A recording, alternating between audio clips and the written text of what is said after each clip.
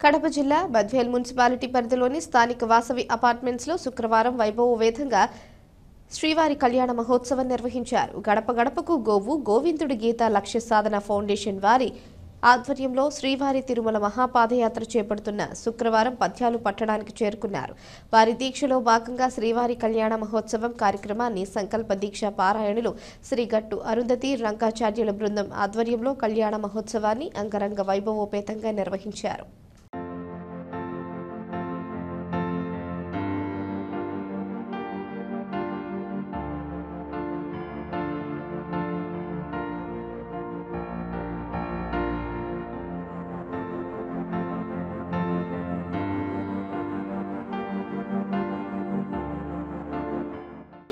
తిరుమల శ్రీవారి మహాపాదయాత్రలో మేము హైదరాబాద్ కూకట్పల్లి నుంచి బయలుదేరాం.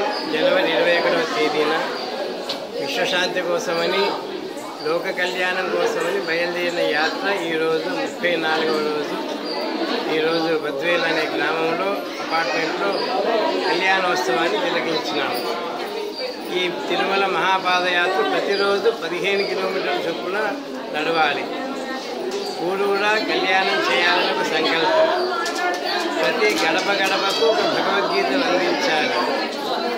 ప్రతి ఊరిలో నక్షత్ర వృక్షాలను నాటుతూ వెళ్ళాలని, ప్రకృతి బాగుండాలంటూ అశ్విని నక్షత్రం నుంచి రేవతి నక్షత్రం వరకు 27 వృక్షాలు ఉంటాయి. ఒక్కొక్క వృక్షంలో ఒక్కొక్క దేవతా వృక్షం ఉంటుంది. ఆ వృక్షాలను నాటుతూ వెళ్ళాలి. ప్రతి గోవును చూడాలి, గోవును సంరక్షించాలని ఒక నినాదంతో మా యాత్ర ప్రారంభమైంది. మా యాత్రలో దాదాపు 100 మంది వరకు బయలుదేరాం.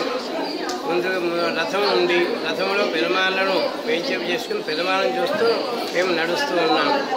ఆ విధంగా మార్చి 6వ తేదీన తిరుమల చేరి తిరుమల 7 కొండలు ఎక్కి 7 కొండల వాడిని దర్శించుకోవాలి. 7 కొండలు ఎక్కుతున్నాం, కానీ 7 కొండల వాడి పేర్లు ఎవరికి తెలియట్లేదు.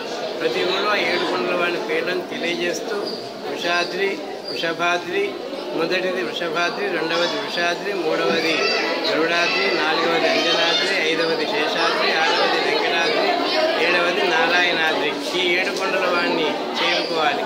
మన పాపాలను, మన దోషాలు తొలగించుకోవాలంటే 6వ కొండ ఎక్కడినే మన దోషాలు తొలగిపోతాయి.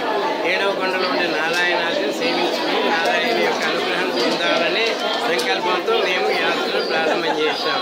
ఈ యాత్ర ప్రతి ఊరిలో మేము యాత్రను విశేషాలుగా తెలియజేస్తూ మా యాత్రను మార్చి 6వ తేదీన ముగిస్తూ ఉన్నాం. జై శ్రీమన్నారాయణ. పాదయాత్ర చేస్తున్నాము.